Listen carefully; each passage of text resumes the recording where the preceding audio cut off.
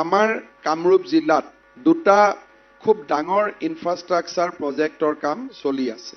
এটা হৈছে এইমছ আৰু আনটো হৈছে ব্ৰহ্মপুত্ৰক উত্তৰ আৰু দক্ষিণ পাৰক সংযোগ কৰি আমাৰ উত্তৰ গুৱাহাটীৰ ব্ৰিজ। 2023 চনৰ শেষৰ ফালে উত্তৰ গুৱাহাটীৰ ব্ৰিজ আমি উদ্বোধন কৰিব পাৰিম আৰু 2022 চনৰ শেষৰ ফালে আমি এইমছক ৰাইজৰ বাবে উৎসৰ্গা কৰিব পাৰিম।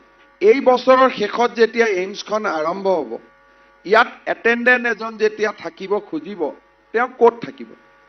তেওঁ যদি আকৌ গুৱাহাটীৰে হোটেলত থাকিব লাগে, তেতিয়াহ'লে মানুহজনে এইমছত চিকিৎসা কৰাৰ যিটো প্ৰিমিয়াম, সেই প্ৰিমিয়ামটো উপলব্ধি কৰিব নোৱাৰিব।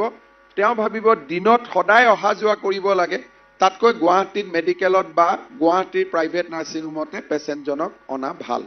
এই সমস্যাটোৰ জোৰাটাপলি মাৰিবলৈ আজি আমি অসম পৰ্যটন নিগমৰ লগত কথা পাতি 47 কোটি টকা ব্যয় কৰি এটা অত্যন্ত সুন্দৰ পৰ্যটক নিবাস আমি ইয়াত নিৰ্মাণ কৰিব খুজিছোঁ। এই পৰ্যটক নিবাসটোৰ মূল উদ্দেশ্য হ'ব এইমছত চিকিৎসাৰ বাবে যিসকল ব্যক্তি আহিব, তেওঁলোকৰ পৰিয়াল বা ডিসচাৰ্জৰ পিছত যে আপুনি এমাহত চেকআপ কৰিব আহিব লাগিব, সেই সময়ত আমি যাতে এই পৰ্যটক নিবাসটোৰ জৰিয়তে কিছু হ'লেও সেই সমস্যাৰ জোৰাটাপলি মাৰিব পাৰোঁ। ইন এ ৱে ই এটা ফিউচাৰিষ্টিক প্ৰজেক্ট যে আহিবলগীয়া সমস্যাৰ সমাধান আমি আগতীয়াকৈ বিচৰাৰ বাবে প্ৰয়াস কৰিছোঁ। ইয়াৰ লগত আমাৰ আমিনগাঁৱত যি PWD কমপ্লেক্স আছিল, তাতো আমি সুন্দৰ ব্যৱস্থা আৰম্ভ কৰিছোঁ আৰু কামৰূপ জিলাৰ উপায়ুক্তৰ কাৰ্যালয়ৰ লগত আৰু এটা চাৰ্কিট হাউচ নিৰ্মাণৰো ব্যৱস্থা আমি হাতত ৰাখিছোঁ। আজি আমি 5 কোটি টকা ব্যয় কৰি আমিনগাঁও জিলা উপায়ুক্তৰ কাৰ্যালয়ৰ সন্মুখত থকা লেকটোক আমি নতুনকৈ নিৰ্মাণ কৰিব খুজিছোঁ। আমাৰ চৰকাৰ অহাৰ পিছত আমি প্ৰচেষ্টা লৈছিলোঁ যে একচুৱেল ধান কিনিব লাগে, ছ'চিয়েল মিডিয়াত দেখা পাব লাগে, পাব্লিকে দেখা পাব লাগে আৰু MLA, মন্ত্ৰী, পঞ্চায়তৰ প্ৰতিনিধি সকলোৱে এই কামত জঁপিয়াই পৰিব লাগে। প্ৰকিউৰমেণ্ট আৰম্ভ হ'ল আৰু আজিৰ দিনলৈকে আমি এপ্ৰক্সিমেটলি 2 লাখ মেট্ৰিক টন ধান আমি কিনিব পাৰিছোঁ। আমি কি কৰিলোঁ, FCI দিয়ে 10 টকা, ৰাজ্য চৰকাৰে আমি মিলাৰক দিয়া আৰম্ভ কৰিলোঁ 70 টকা, যে আপোনালোকে ধানটো লৈ মিলিং কৰি লগে লগে FCI দি দিয়ক। যদি মিলিং নকৰে ধান পৰি থাকিব।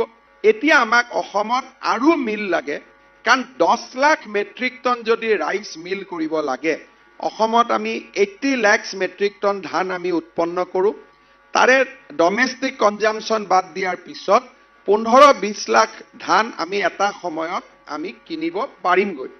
এইবাৰ এতিয়ালৈকে আমি 2 লাখ কিনিব পাৰিছোঁ আৰু মোৰ বিশ্বাস আছে যে এই বছৰত আমি 5-6 লাখ মেট্ৰিক টনত যাব পাৰিম। আজিৰ দিনত কৃষকে 1100 পৰা 1200 টকা প্ৰত্যেক কুইণ্টলত পাই আছিলে। 2 লাখ কৃষকে 1960 টকাত পোৱাৰ লগে লগে অসমৰ GDPত 400 কোটি টকা এইবাৰ এডিশ্যনেলি যোগ হোৱা আৰম্ভ হৈছে, 400 crores। আৰু আমি যদি 10 লাখ মেট্ৰিক টন সঁচাকৈ কিনিব পাৰোঁ, তেতিয়াহ'লে 2000 crore অসমৰ এনুৱেল GDPত এগ্ৰিকালচাৰ ছেক্টৰৰ কণ্ট্ৰিবিউশ্যন বাঢ়ি যাব আৰু ছাবষ্টেঞ্চিয়েল এমপ্লয়মেণ্টৰ বাট ই মুকলি কৰিব।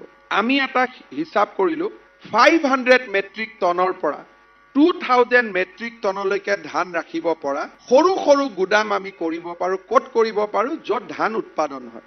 আমি এটা স্কিম বনালোঁ যে গুদামত যিমান খৰচ হ'ব তাৰ 50% ৰাজ্য চৰকাৰে দিব, up to ₹40 lakh. No interest, কোনো ৰিটাৰ্ণ দিব নালাগে। আজি আমি 110 স্থানত গুদাম বনাবৰ কাৰণে 39 crores rupees অনুমোদন দিছোঁ আৰু এই 39 crores টকাও আমি মুকলি কৰি দিছোঁ আৰু এই স্কিম ইমপ্লিমেণ্ট কৰিব Assam food and civil supply corporation.